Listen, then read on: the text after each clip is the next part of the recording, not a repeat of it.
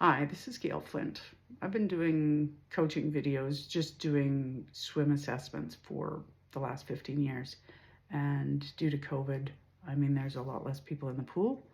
And I figured there's a lot of people still trying to swim out there, and I'm not going to be in everybody's swimming pool. So I'm going to extend this set of lessons on what I do to teach a person to swim. So this is right from the beginning. Now, if you're a coach, these are things I've learned after years of coaching people and after coaching people who are scared stiff, people who are doing Ironmans, people who have had bad experiences in the water. I'm going to just go through what I think the priorities are, no matter who you're dealing with. So here comes the first lesson. So number one, comfort in the water. So most people who are afraid of the water, it is a sensory thing. So as a land person, we're built for the land. We have gravity. We stand up. The feelings that we have on land are different than we have in the water. We have weightlessness. We lack the feeling of gravity in the water as much. Finding our balance is tougher because we're not used to being in the water. So when we start working in the water, the first thing I want you to think about is what trust you have to build.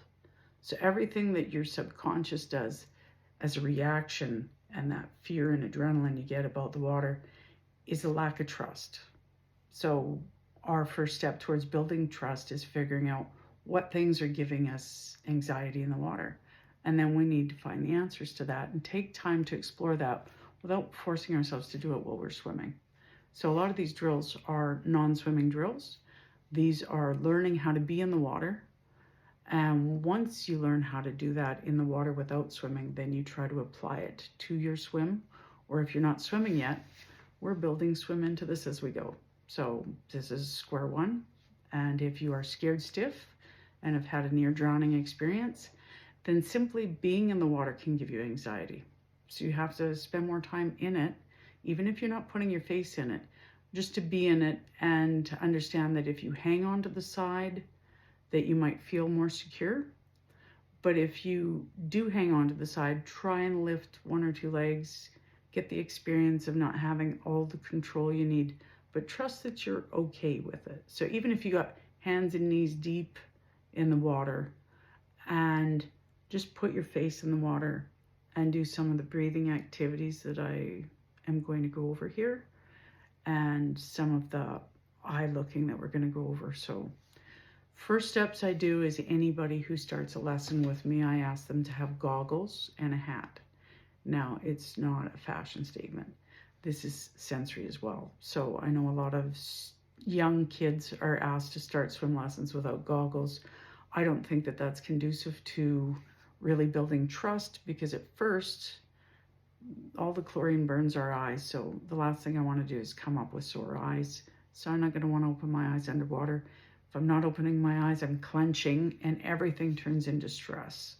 So I ask for goggles and a hat. The hat keeps the hair out of the eyes, so you're able to do what you want without having all that sensory stuff distract you. So anything in your face is going to give you some stress, and we like to see what we're looking at.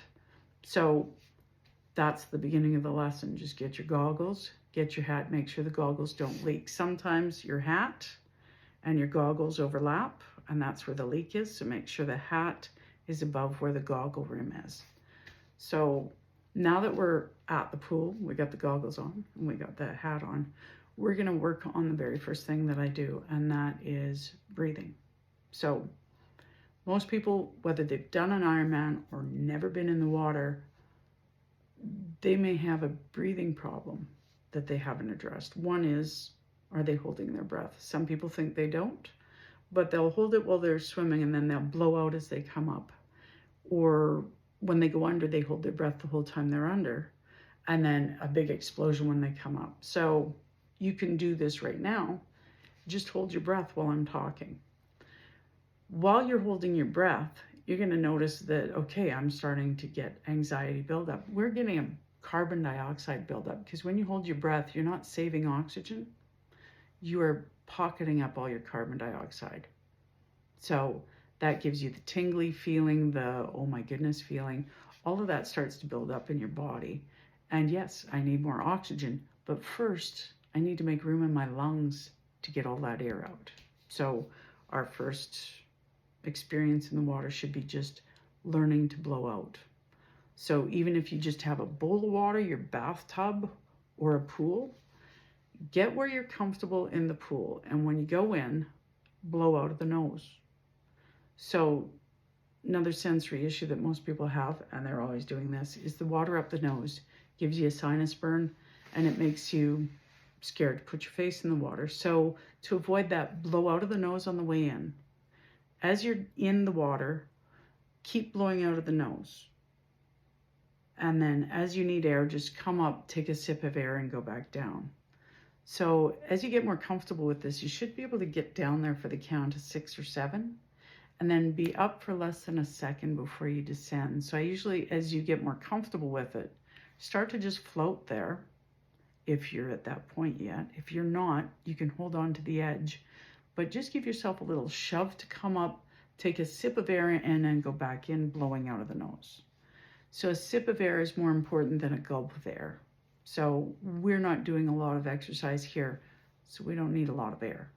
Usually it's fear and carbon dioxide buildup that make us try and grab more. So if you went, that means that you were not blowing it out, and it takes a lot longer to blow out your carbon dioxide. So what happens is we start to pocket this carbon dioxide, we let a little bit out, and then we're trying to pull into our shoulders and into our neck because we're trying to get more oxygen, but we have never made room for it. So if your whole focus when you put your face in the water is to blow out, continue to blow out up until you need to breathe. When you come up to breathe, take a conversational breath. That's one that you're not seeing, one that you're not hearing, and then go back in and continue to blow. Blow for about the count of 6 or 7, come up and breathe for less than the count of 1, and back into the water and repeat. Build up to about 10 repeats of this to where you feel like your breathing is relaxed. You're getting used to just blowing out of the nose. So that's the first breathing lesson that I have. Now, the next one is balance. So if you are not a swimmer, then the first thing I want you to do is just learn about the water. So we want to learn, how do we get under the water and how do we stay up above it? Okay, so to stay up above it, stand up. Otherwise, not much of you is above the water. Okay, so where I look determines how much of me is on the surface of the water. So with my lungs being where my fulcrum is, so that's where my buoyancy sits, I need to be absolutely level like a plank for me to float. So if I hinge at the hips, I can still drop my legs. So I want to make sure that I have my glutes engaged like a plank, which is an exercise we do on land. My head needs to be in line with the rest of my body. Sorry for the dog. Okay, we're back. So yeah, I was talking about our balance. This is the fulcrum. So you want to keep your eyes down. I usually say look where you were. So look right under your chest at the tile on the bottom of the pool. So if you're on your hands and knees right now, what I want you to do is just push your face in and start to blow out of the nose. As you're doing that, I want you to continue to push your head towards the bottom like you're trying to do a push-up. When you do that, what happens is you start to float. So as someone who might be afraid of this, if you're in hands and knees deep water, I want you to hold on with your hands and let the legs pop up. But I want you to just experience some of that weightlessness, and then you can lift your head back and notice how each time you push in that you float, and every time you lift that head back, you sink. So the key to keeping ourselves in a floating position is to get ourselves so that our head is into the water enough that we have buoyancy. So buoyancy we have naturally, and as you let your air out, you may lose it. But a lot of people look forward, and what happens is anything above your lungs sinks you. So if my lungs are here, my head is now above my lungs. That sinks me under the water. If I keep my head here, of course my face is still in the water, but I'm at the surface. So this rotating to breathe is a lot easier when I'm at the surface than if I'm here working so hard because everything I'm doing is to keep me up and going forward a little bit. When I'm in this position, I'm going forward and rotating, and I'm not worried about trying to stay up in the water. I'm not working to stay up, I'm working to go forward. Okay, so that's the next part of the lesson. We have the breathing portion, now we have the balance portion. So we're still not swimming yet. So we've covered the breathing and we've covered the balance. So when you're practicing this, I want you to just focus on the breathing first. When you work on the balance, continue the breathing. And if you do start trying to do anything in the water where you're trying to float, at some point, lack of momentum, your legs may start to sink. I want you to just experience it. So if you do a push off from the side of the pool, you're going to have some momentum that carries you across. As you start to slow down, what's going to happen is the legs will start to sink because they're further away from your lungs. So just experience these things and start to understand what happens with your buoyancy when your speed starts to decrease.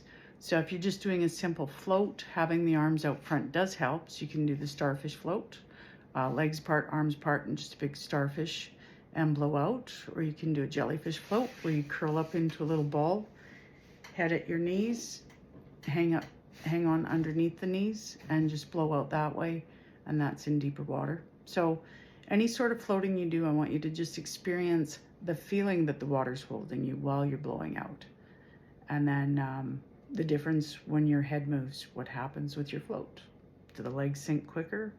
When your head's up, when your head comes down, where do they start to slow down on the sinking? So start to just play with it like this is a chemistry experiment. All you're doing is trying to learn from input. So do all kinds of different input and start to learn what's happening to your body in the water and how it responds to these different things you do. That way you can use those things to build trust with your brain to say, it's okay to be in the water. I know what happens when. Okay, we're just going to start working on this and we're going to build each step as we go.